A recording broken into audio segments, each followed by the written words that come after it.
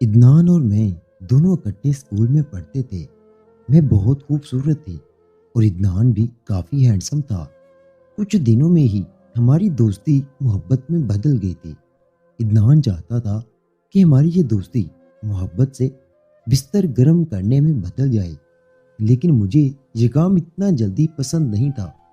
ایک دن دھوکے سے عدنان نے مجھے ہوٹل میں بلایا اور نشے کی دوا پلا کر پوری رات ہی پیارے دوستوں، آج کی زبردست کہانی کو آخر تک پورا سنیں۔ آج بہت زور کی بارش ہو رہی تھی۔ میں نے ڈرائیور سے کہا جلدی سے مجھے میرے گھر پہنچا دیں۔ ہم جہاں موجود تھے وہاں سے میرا گھر کافی دور تھا اور موسم کی خراب صورتحال کو دیکھتے ہوئے میں بہت زیادہ پریشان ہو گئی تھی۔ شاید وہ بہت ہی بھلا انسان تھا۔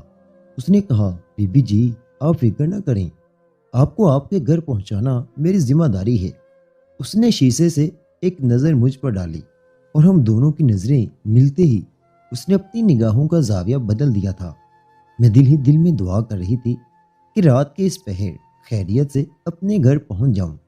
میں پچھلے 2 گھنٹے سے اپنے دفتر کے باہر کھڑی ہوئی تھی، لیکن کوئی گاڑی میرے گھر کے راستے پر جانے کے لیے راضی نہیں تھی، کیونکہ بارش پورے زوروں پر تھی اور موسم کا کوئی بھروسہ نہیں تھا۔ رات بھی کافی ہو چکی تھی اور اسی بات نے مجھے پوری طرح پریشان کر دیا تھا۔ مجبوراً میں نے اپنے موبائل میں ایک گاڑی ڈرائیور کا نمبر ملایا جو بہت اچھا لڑکا تھا۔ مجھے جب بھی کہیں جانا ہوتا تو میں اسے فون کر کے اپنے گھر بلا لیا کرتی تھی اور وہ مجھے مناسب قیمت پر منزل تک پہنچا دیا کرتا تھا۔ لیکن آج میں نے موسم کی وجہ سے اسے فون نہیں ملایا تھا۔ مجھے امید تو نہیں تھی، لیکن اس وقت میری حیرت کی انتہا نہ رہی جب اس نے کہا کہ بی بی جی آپ بس 20 منٹ میرا انتظار کریں، میں گھر پر ہوں اور بس آپ کے پاس آنے کے لیے نکل رہا ہوں۔ میں واقعی میں بہت زیادہ حیران تھی۔ ایک شخص جو اتنے خراب موسم میں سکون سے اپنے گھر پر ہے، وہ میری خاطر اپنا سکون چھوڑ کر کیوں آ رہا ہے؟ اتنی ٹھنڈی بارش میں میرے لیے کھڑا رہنا بھی محال ہو چکا تھا، لیکن مجبوری تھی، مجھے 20 منٹ انتظار کرنا تھا۔ قریباً 30 منٹ کے بعد وہ مجھ تک پہنچ گیا تھا۔ اسے دیکھ کر میری جان میں جان آئی تھی۔ گاڑی میں بیٹھتے ہی میں نے سب سے پہلے اس کا شکریہ ادا کیا کہ وہ میری ایک کال پر چلا آیا ہے۔ وہ عاجزی سے کہنے لگا کہ اسے میری مدد کر کے خوشی ہوگی۔ میں تھوڑی دیر آنکھیں بند کر کے گاڑی میں بیٹھی رہی، پھر جب آنکھیں کھولیں تو میری نظریں اس پر جم گئیں۔ وہ بڑی مشکل سے اتنی تیز بارش میں گاڑی چلا رہا تھا، نہ جانے کیوں وہ میری ایک فون کال پر آ گیا تھا، جبکہ ہمارے درمیان کرائے کی بھی کوئی بات نہیں ہوئی تھی۔ یہ سوال میرے ذہن میں اٹک گیا تھا اور میں اسی سوال کے جواب کی کھوج میں اس کا چہرہ تک رہی تھی۔ آج سے پہلے بھی کئی دفعہ میں نے اسے گاڑی ڈرائیور کو اپنے گھر بلایا تھا۔ مجھے گھومنے پھرنے کا بہت شوق تھا۔ جب بھی کہیں جانا ہوتا تو میں اسی ڈرائیور کو فون کر دیتی۔ وہ بھلا انسان تھا جو ہر دفعہ میرے بتائے ہوئے پتے پر مجھے لے جایا کرتا تھا۔ اس کی یہی عادت مجھے بہت پسند تھی، اسی لیے میں اسے ہی بلانا مناسب سمجھتی تھی۔ لیکن آج جن حالات میں وہ مجھ تک آیا تھا وہ میرے لیے ناقابل یقین بات تھی۔ 20 منٹ کا سفر 30 منٹ میں طے کر کے بالآخر اس نے مجھے میرے فلیٹ تک پہنچا ہی دیا تھا۔ بارش مزید تیز ہو گئی تھی اور اب تو بالکل بھی کچھ بھی دکھائی نہیں دے رہا تھا، بلکہ طوفانی ہواؤں کی وجہ سے درخت بری طرح لہرا رہے تھے۔ وہ مجھے چھوڑ کر واپس جانے کے لیے پلٹا تو کسی خیال کے تحت میں نے اسے آواز دی جو گاڑی کو اسٹارٹ کرنے کی کوشش کر رہا تھا۔ اچانک میری طرف دیکھنے لگا کیونکہ میں اسے کرایہ بھی ادا کر چکی تھی۔ میں نے مسکرا کر کہا کہ اتنی تیز بارش ہے اور شاید تمہاری گاڑی بھی سٹارٹ نہیں ہو رہی، اس لیے آج رات تم میرے فلیٹ میں ہی رک جاؤ۔ اس نے بہت عجیب سی نظروں سے سر سے پیر تک میرا جائزہ لیا اور اچانک ہی ایک ایسا سوال کر دیا جس کی مجھے توقع نہیں تھی۔ وہ پوچھ رہا تھا کہ تمہارے فلیٹ میں اور کون رہتا ہے؟ اس کے سوال پر میں نے غور سے اسے دیکھا۔ میرے فلیٹ میں تو میں اکیلی ہی رہتی تھی۔ یہ ایک چھوٹا سا کرائے کا فلیٹ تھا جس میں ایک ہی کمرہ تھا۔ میں نے اسے کہا کہ تم بے فکر ہو کر آ جاؤ، تمہیں کوئی پریشانی نہیں ہوگی۔ نہ جانے وہ مجھے دیکھتے ہوئے کیا سوچنے لگا، پھر گاڑی بند کر کے اتر آیا اور میرے پیچھے پیچھے چل دیا۔ میرا فلیٹ 10ویں منزل پر تھا۔ ہم دونوں لفٹ میں سوار ہوئے اور سیدھا فلیٹ میں آ گئے۔ وہ لفٹ میں بھی خاموش تھا۔ فلیٹ میں آ کر میں نے اسے بیٹھنے کے لیے کرسی دی اور خود دروازہ بند کر کے ہیٹر آن کر دیا۔ فلیٹ چوتا تھا، اسی لیے فوراً ہی گرم ہو گیا۔ میرے کپڑے بارش میں پوری طرح بھیگ چکے تھے اور مجھے حد سے زیادہ ٹھنڈ لگ رہی تھی۔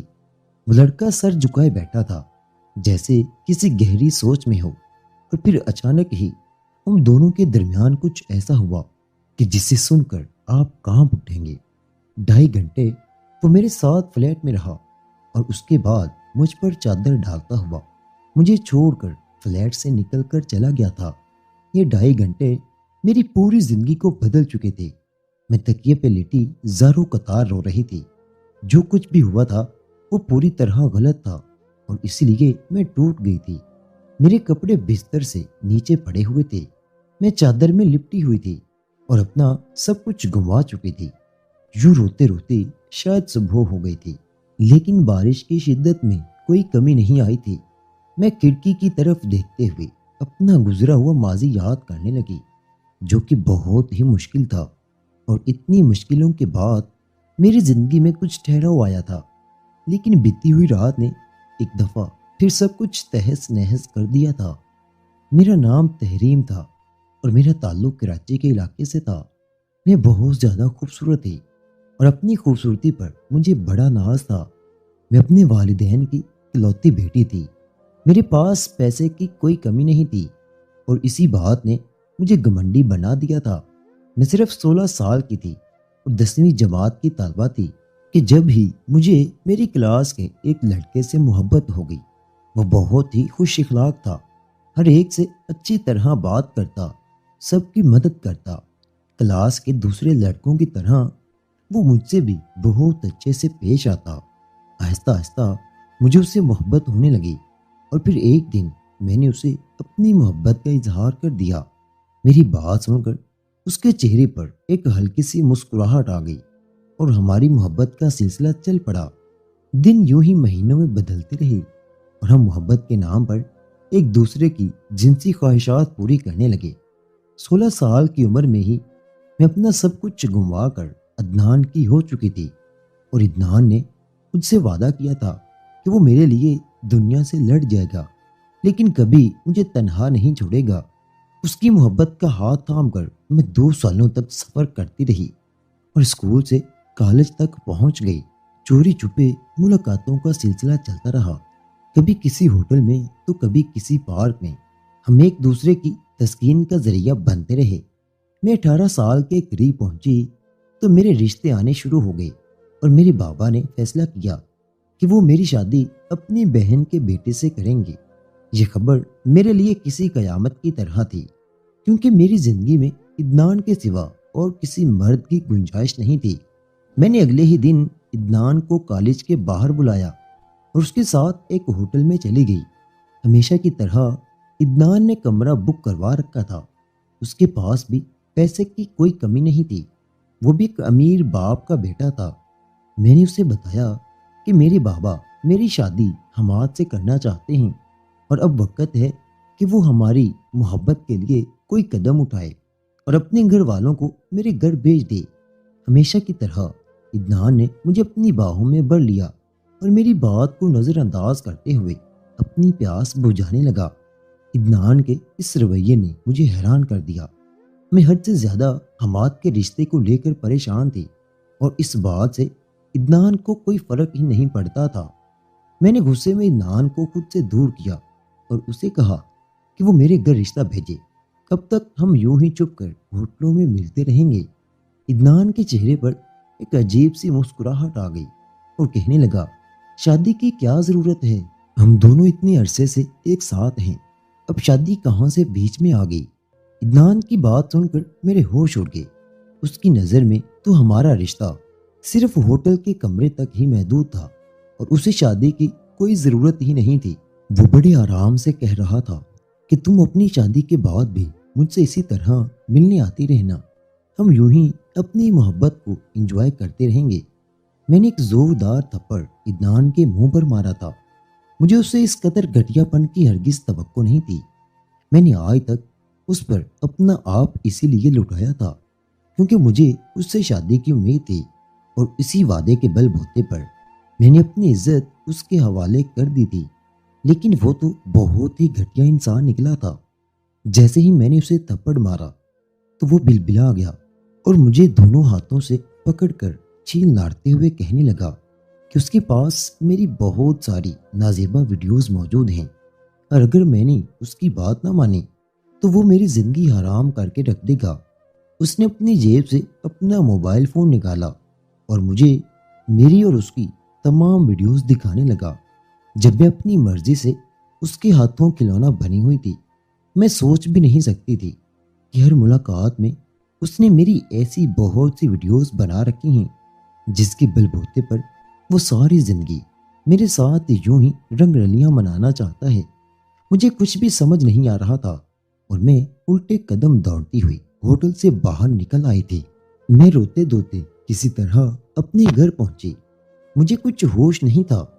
میرے گھر والے میری حالت دیکھ کر گھبرا گئے تھے کیونکہ میرے پاس تو انہیں بھی بتانے کے لیے کچھ نہیں تھا۔ 2 دن تک میں اپنے کمرے میں بند رہی، لیکن ان 2 دنوں میں عدنان نے فون کر کے میرا جینا حرام کر دیا تھا۔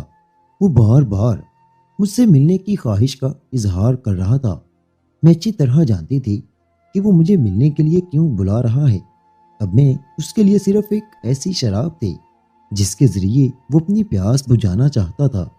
میں اپنے بابا کے قدموں میں بیٹھ کر ان سے کہنے لگی کہ اب میں یہاں نہیں رہنا چاہتی، وہ مجھے کہیں اور بھیج دیں۔ بابا جاننا چاہتے تھے کہ ایسا کیا ہو گیا ہے جو اچانک ہی میرا ایسا حال ہو گیا ہے، لیکن میں نے انہیں ایک لفظ بھی نہ بتایا۔ ان کے بہت زیادہ زور ڈالنے پر میں نے انہیں ایک جھوٹی کہانی سنا دی کہ میں نے راستے میں کسی کا قتل ہوتے دیکھا ہے، اور اگر قاتل مجھ تک پہنچ گئے تو وہ مجھے بھی مار دیں گے۔ یہ بات کوئی عام بات نہیں تھی، اس لیے میرے بابا بہت زیادہ خوف زدہ ہو گئے کہ کہیں مجھے کوئی نقصان نہ پہنچ جائے، اور راتوں رات انہوں نے میرے لیے بیرون ملک جانے کا انتظام کر دیا۔ بابا کے ایک دوست دبئی میں رہتے تھے اور بابا مجھے ان کے پاس دبئی بھیجنے جا رہے تھے، اور میں عدنان کے چنگل سے ہمیشہ کے لیے نکلنا چاہتی تھی۔ لیکن عدنان کے دیے ہوئے زخم آج بھی میرے دل میں بالکل تازہ تھے کیونکہ میں نے اس سے سچی محبت کی تھی، لیکن اس نے پوری طرح مجھے استعمال کیا تھا۔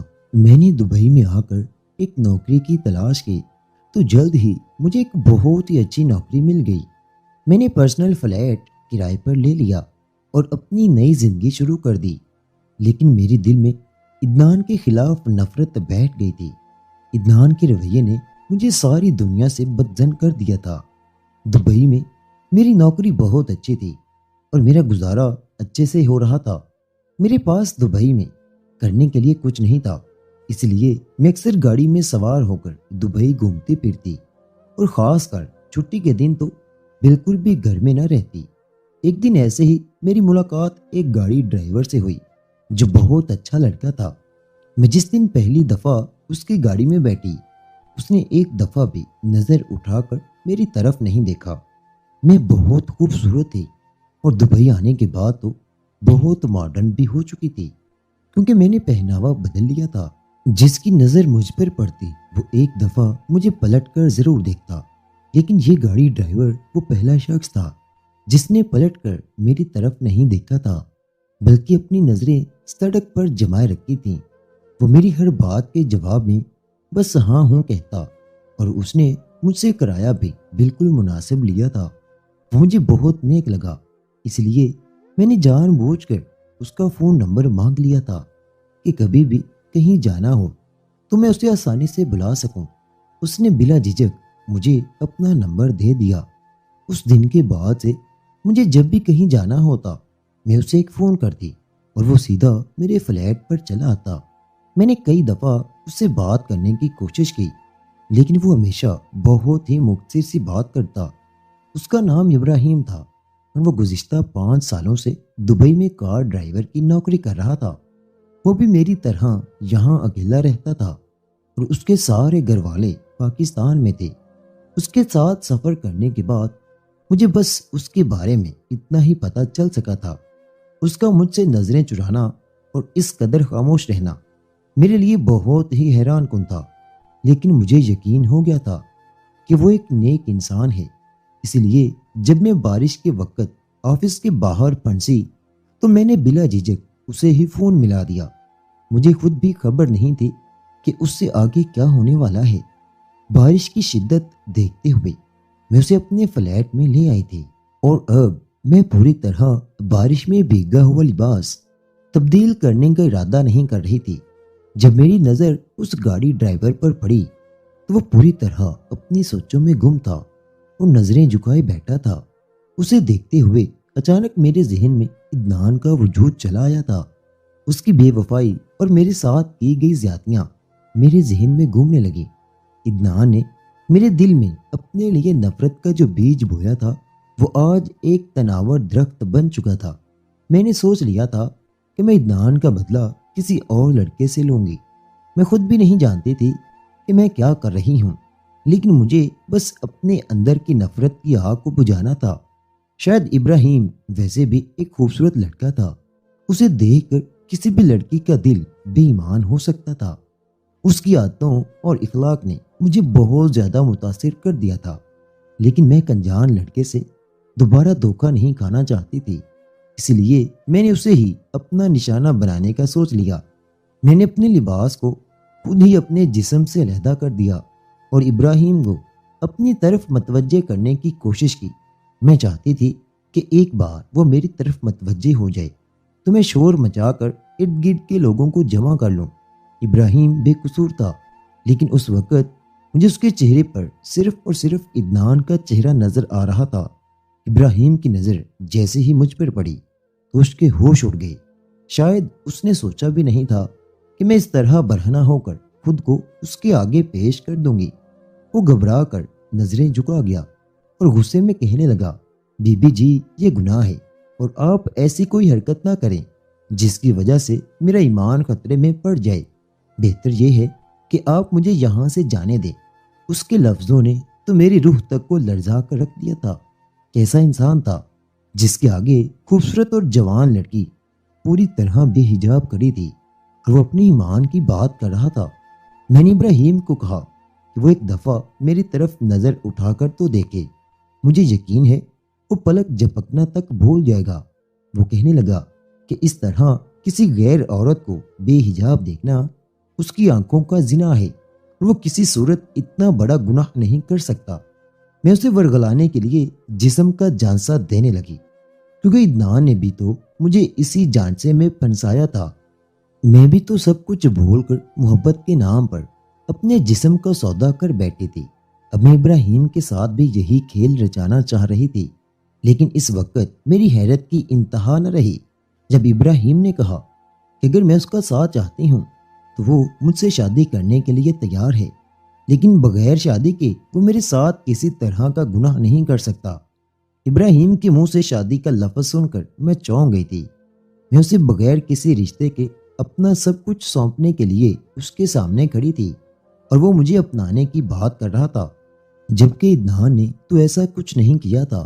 وہ تو شادی کے نام پر بڑی آسانی سے مجھے بیوقوف بنا کر نکل گیا تھا۔ میری آنکھوں سے خود بخود آنسو گرنے لگے تھے۔ ابراہیم کہہ رہا تھا کہ وہ 5 سال سے یہاں کار چلاتا ہے اور اس کی آمدنی بھی بہت اچھی ہے۔ اگر میں اسے شادی کرنا چاہتی ہوں تو بس مجھے اپنا مذہب تبدیل کرنا پڑے گا، اور پھر وہ مجھے بہت خوشی خوشی اپنے گھر کی عزت بنا لے گا۔ ابراہیم کی نظریں ابھی بھی جھکی ہوئی تھیں، اور اس نے ایک دفعہ بھی مجھے دیکھنا گوارا نہیں کیا تھا، اور اسی بات نے میرا دل چیر کر رکھ دیا۔ میں اپنی جگہ سکتے میں کھڑی تھی جب ابراہیم اپنی جگہ سے اٹھا اور میرے اوپر چادر ڈال دیتے ہوئے فلیٹ سے باہر نکل گیا۔ میں جو اسے ورغلا کر زمانے میں بدنام کرنا چاہتی تھی، وہ مجھے ہی عزت کی چادر اڑا کر چلا گیا، اور میں اوندے منہ بستر پر گری پڑی تھی۔ اس کی جھکی ہوئی نظریں، شائستہ لہجہ اور مجھے اپنے گھر کی عزت بنانے والی بات نے میرے دل میں اس کے لیے ایک ایسا مقام پیدا کر دیا کہ میں اپنی ہی نظروں میں گر گئی۔ पांचों उंगलियां बराबर नहीं होती, और इस बात की समझ आज मुझे अच्छी तरह आ गई थी कि हर इंसान एक जैसा नहीं होता और हर इंसान बुरा नहीं होता। अगर इदनान जैसे घटिया लोग दुनिया में मौजूद हैं, तो इब्राहिम जैसे पाक दामन लोग भी इसी दुनिया का हिस्सा हैं।